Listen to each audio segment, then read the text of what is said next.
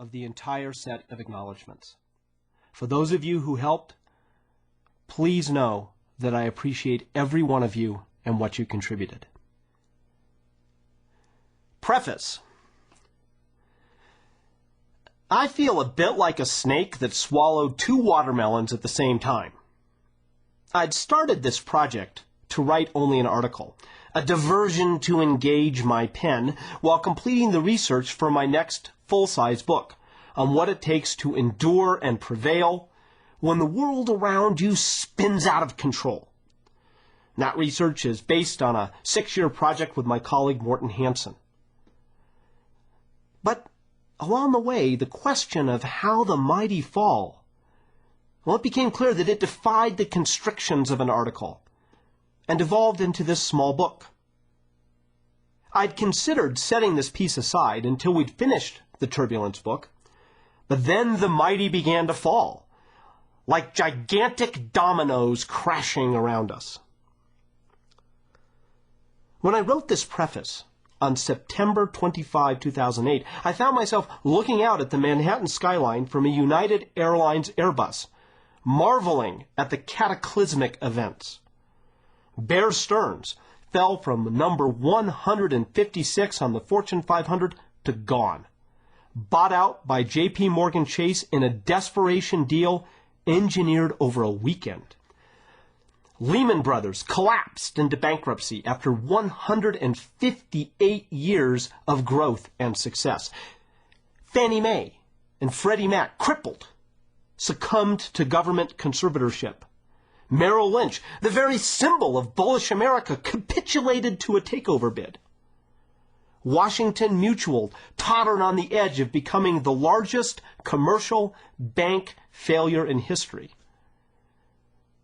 And the United States federal government embarked on the most extensive takeover of private assets in more than 7 decades in a frenetic effort to stave off another Great Depression. To be clear, this piece is not about the 2008 financial panic on Wall Street, nor does it have anything to say about how to fix the broken mechanisms of the capital markets. The origins of this work date back more than 3 years earlier, when I became curious about why some of the greatest companies in history, including some of the once great enterprises we'd researched for built to last and good to great, had fallen. The aim of this piece is to offer a research-grounded perspective of how decline can happen, even to those that appear invincible, so that leaders might have a better chance of avoiding their tragic fate. This work is also not about gloating over the demise of once mighty enterprises that fell, but about seeing what we can learn and what we can apply to our own situation.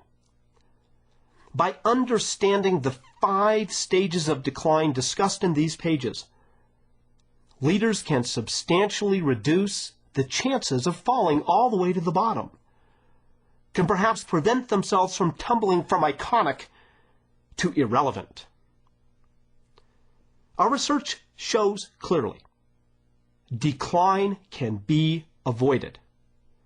The seeds of decline can be detected early.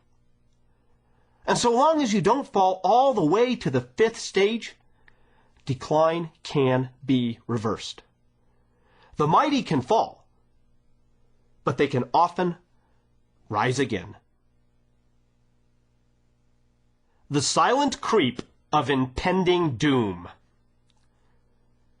In the autumn of 2004, I received a phone call from my dear friend Frances Hesselbein, founding president of the Leader to Leader Institute. The conference board and the Leader to Leader Institute would like you to come to West Point to lead a discussion with some great students. And who will be the students, I asked, envisioning perhaps a group of cadets.